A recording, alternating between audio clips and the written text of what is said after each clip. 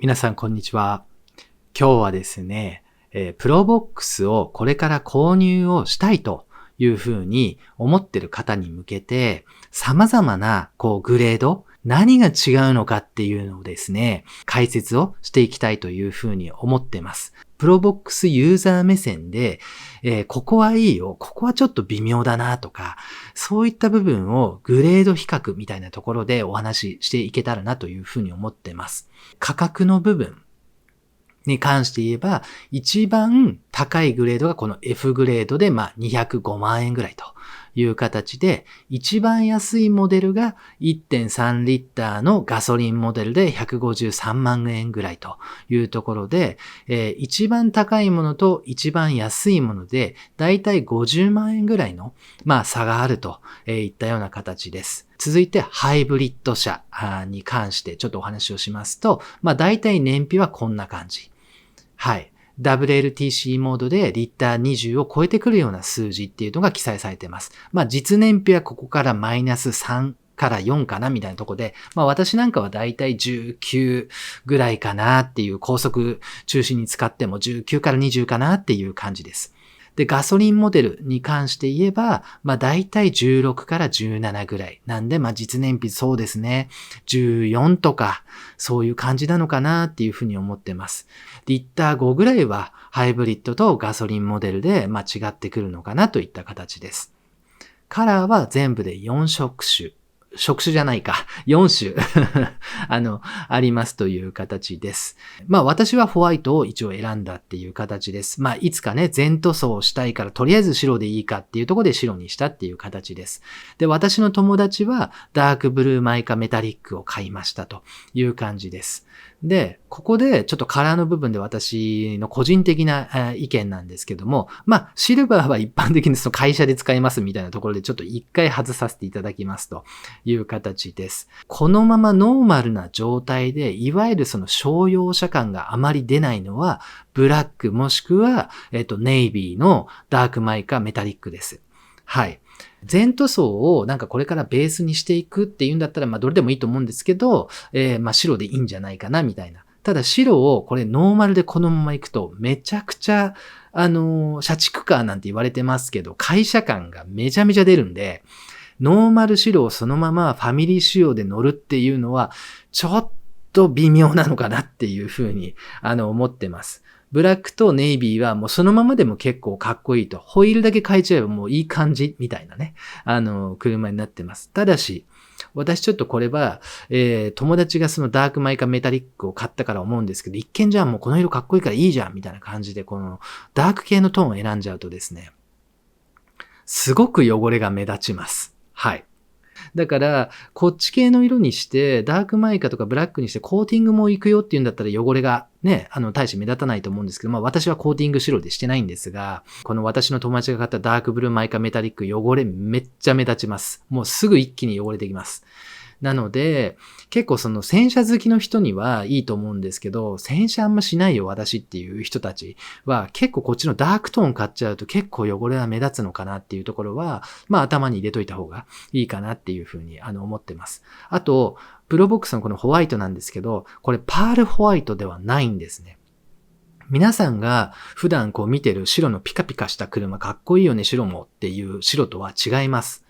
若干ちょっとオフホワイトっぽい商用車っぽい白っていう形なんで、最近のクラウンとか見て白やっぱかっこいいよねみたいなのをイメージして白買っちゃうと、ちょっとね、あれ白なのに違うぞっていう風になると思います。なので、白っていうのはパール系のホワイトなんで、違うホワイトですよっていうところは頭に入れといた方がいいと思います。はい。それではちょっと F グレードについて、外装から、解説をしていきたいというふうに思ってます。一番大きな違いとしてはこちら。ホイールがその他グレードとデザインが違います。一般乗用車と同じような、アルミホイールかと思ってたんですけども、いわゆるその鉄筋スチールホイールにはなりますと。ただ、デザインが違うという感じです。貴重なですね、ちょっとご意見をいただいて、アルミじゃないよという意見いただいたので、ここもね、ちゃんとしっかり鉄筋だよっていうのをお伝えできたらなっていうふうに思ってます。F グレードのこのカタログ上は、ここが同じボディカラーになってます。ただし、ここ注意です。ここ見てください。カラードバンパーはメーカーオプション。つまり 16,500 円別でプラスでオーダーしないと、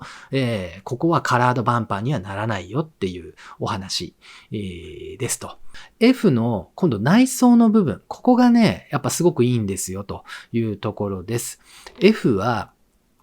よいしょ。このハンドルのセンターの部分が、トヨタエンブレムがですね、メッキなんですね。で、F グレード以外を選択すると、ここメッキじゃないです。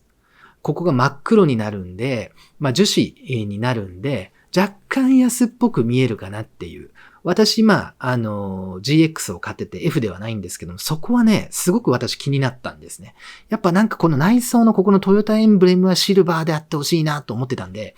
ちょっとね、そこはすごく買うときに気になったっていう感じですと。あとは、ここですね。これがすごく違うんだな。F グレードはシートの品質が高いですという形です。で、まずこのファブリックの質がいいっていうのも、まず F はあるんですね。それプラス、ここ見てください。ここ超重要なんです。前席が、F グレードは取り外しがこれできるヘッドレストなんですね。はい。で、後ろもヘッドレストがついてて取り外しができますと。他の、グレードはですね、このヘッドレストが取り外しができない。むしろないっていう形に後部座席はなりますと。前席も一体型になると。F 以外はですね。やっぱりその家族持ちの方だったりとか、後部座席に比較的人を乗せるよ、みたいな方であれば、F グレードを選んどくっていうのが、無難な選択なのかなっていうふうには思います。で、私、この、シート、すごいいいなとは思ったんですが、後部座席、いいなと思ったんですね。なんかちょっとよく見ると、ここも他のグレードより座面がふかふかしてそうなんですね。ちょっと分厚いんですよ。で、いいなと思ったんですが、これちょっと気になるなと思ったのが実はね、ここなんですね。後部座席の。はい。座面をですね、こう前に倒して、さらに後ろを倒すっていう仕様なんですね。なので、一発、ボンっていう感じで物乗っけたからちょっと今日は後部座席バチンって倒したいやっていう時に、2段階これをまず前にしてこいつを倒すっていう形になるんで、2段階の調整が必要になると。これがちょっとめんどくさいなっていうふうに思ったんですね。あとは、私サーフボードを比較的後ろにダーッと乗せるんですけども、長いサーフボードを乗せたい時に、この範囲に収まらないことが結構あるんですね。なのでそういう時はこの間、運転席と助手席の間にこうボードを通したかったんですよ。もしかしたら釣り用のロッドなんかもそうだったりとかあるかもしれないんですけど。はい。その時に、こいつが邪魔になって、この上に、こっちからこう行っちゃうなと思ったんですね、この辺に。で、これ外すことできるんですよと。でも、これ外してこの辺に置いとくのも邪魔だし嫌だなと思ったんですね。座面のふかふか良さそうだなって思ったんですけど、座面をここを前にして、この仕様になるのが嫌だなっていうのが F グレードではありましたという感じです。つまり、もうとにかく荷物を積んでっていうよりも、やっぱり後部座席は常にこの状態で、街を走るよっていう人を前提に作られてるのかなっていう、印象感でしたと。シフト、ロッドのところがちょっとこういう風にシルバーっぽい感じの質感になったりとか、エアコンのところのここがもう本当に一個ちっちゃいやつですけど、これがシルバーになったりとか、エアコン周りのここの部分の周りもちょっとシルバーになったりとか、ちょっとだけこうリッチになると。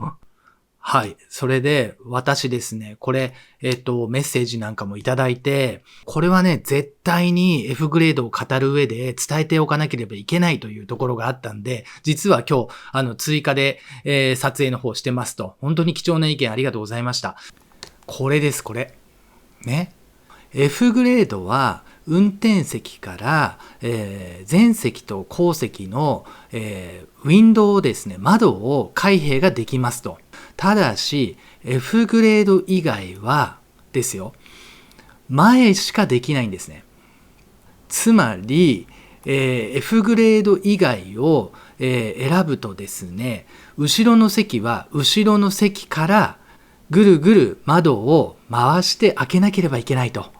いう仕様なんで、運転しながら、後部座席側の窓も開閉したいよって結構シーンとしてあると思うんですよ。もうその場合は F を選ぶしかないっていう形になりますと。で、GL と GX はもう見た目上ほぼ同じ。で、同じなんだけど価格差結構あるんですね。GL が200万円に対して GX182 万8000円なんで、17万円も違うんですよと。じゃあこの17万円の差って何なのよっていうと、これほとんど気になる人いないんじゃないかなっていうふうに思うんですけど、ちょっと拡大しますね。ミラーの部分のここの色、ドアのこのハンドルの色、そしてバックドアのガーニッシュ、これがボディカラーになるというところと、あと、ここのドアサッシ、ここですね。ここがブラックアウト、ブラック塗装になるという違いが外装的なところであると。もうほぼほぼ気にならないですね。要はここが黒で、これ裏に回せないですけど、後ろのガーニッシュが黒。もうほぼ外装的な差はないですという感じです。で、中の内装のシートもなんかGL がめちゃめちゃ良くなってるかっていうと全然そうじゃないと同じなんですよと。私は大して差はないじゃんと思って GX にしたと。で、ちょっと GX のね、もう GL と GX はほぼ同じというところで見た目上は、お話をしていきたいんですが、まずホイールのデザインが変わるという形で、これをブラック塗装して、今風のね、なんかアウトドアカスタムしたいみたいな人結構いると思うんですね。もう最初から、ホイールとかタイヤはもうオープンカントリーするよ、絶対変えるよみたいな人は、もう最初からなんていうんですかね、F じゃなくていいんじゃないっていう、どうせタイヤ変えるし、ホイール変えるからっていうふうに私は思ってますと。あとは、この辺の部分ですね。ここが、樹脂ですね。よいしょ。ここですね。ここが樹脂になってくると。ボディカラーではないという形になってますと。さっきの、F グレードと比べて、お伝えした通り、ここのハンドルの真ん中がシルバーじゃなくて、黒。要は素地って言い方したらいいのかな。そのままの樹脂ですと。で、ファブリックの品質は F よりちょっと劣るみたいです。見た目上は正直言ってわからない。これもカスタムとかでシートカバーとかつける人結構多いんで、もうどっちでもそこはいいよねっていう感じです。ただし、ヘッドレストと、このシートが一体化してるんで、取り外しがこれできないです。はい。で、後ろの内装部分もヘッドレストがそもそもここに存在しないという形です。で、座面も見るからに薄いと。だから後部座席の乗り心地は当然悪いし、人が乗るっていうことを大前提に作られてないっていう、感じでいいと思います。はい。ただし、先ほどもちょっとお話しした通り、F グレードと比べて見てください。これがね、一発ドンなんですね。F グレード以下のものっていうのは楽なんですよね。シート一発で倒せるから。これがね、すごく私はもうとにかくいいなと思いました。で、先ほどの違いでお伝えした通り、F だったらここにこの座面がこうやって来ちゃうものが来ないので、ここの隙間が有効活用できると。ね、ロッドだったりとかもそうなんですけど、ここの間にこうやって通せるんですね、前まで。こうやって。ね。だから、これはすごく実は F グレード以上に積載の利便性が高いという形です。シートの座り心地だったりとか、ね、このヘッドレストがない、ちょっと不憫だなって感じるけども、実は物を乗せるっていう部分においては、こっちの方が楽なんですね。だから、これは後ろに人が乗るか乗らないか、子供を乗せるか乗せないかみたいなところで、判断していってもいいのかなっていうふうには思いますという形です。G グレード、ガソリン車ですね。これも基本的にもうガソリンかハイブリッドかの違いで、もう GX と同じですと。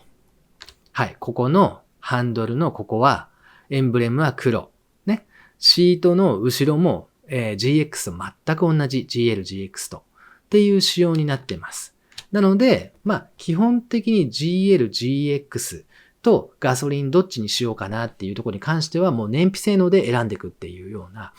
形になるのかなっていうふうに個人的には思ってますと。アウトドア仕様にしたいですよ。で、パワーが、ある車がいいですよ。四駆がいいですよ。もうこうなった時は二択になるっていう形です。ガソリン車の 1.5 リッター 4WD ないし F グレード。ちょっと内装っていうかシートをラグジュアリーにして 1.5 リッターのガソリンの 4WD の F グレード。これを選ぶと。このですね、表を見ながら少し皆さんにお話ししていきたいなというふうに思ってますと。ハイブリッドとガソリン、燃費だけの問題じゃなくて内装ちょっとエアコンのところ変わってきますよっていうのがここなんですね。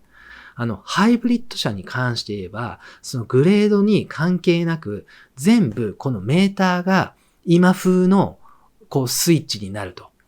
ハイブリッドじゃないガソリン車に関しては、どのグレードを選んだとしても、昔ながらのダイヤル式なんですね。はい。アナログのダイヤル式なんです。でね、ランクル70とかだったら、私ダイヤルで昔ながらの全然好きなんですけど、ちょっとね、若干乗った時にラグジュアリーな気持ちをちょっとでも感じたいなって思った時に、やっぱりハイブリッドなのかなってなっちゃったんですよね。ここ。なんかこっちの方がちょっとラグジュアリー感がやっぱあるなと思って、こっちより。正直ここのメーターに関して言えば、ハイブリッドのメーターの方が私は好きですという形です。はい。F グレードは後部座席も普通の一般乗用車と同じようにファブリック、布なんですけども、F グレード以外は全部後部座席は塩ビですね。ビニールシートみたいな感じになりますよっていうお話ですと。そして最後に私一番ここが重要だと思ってるところもお話ししますと。前の動画でもちょっとね、お話軽くしたんですけど、プロボックスといえば、この AC 電源がついてるというのが最高にいいんですね。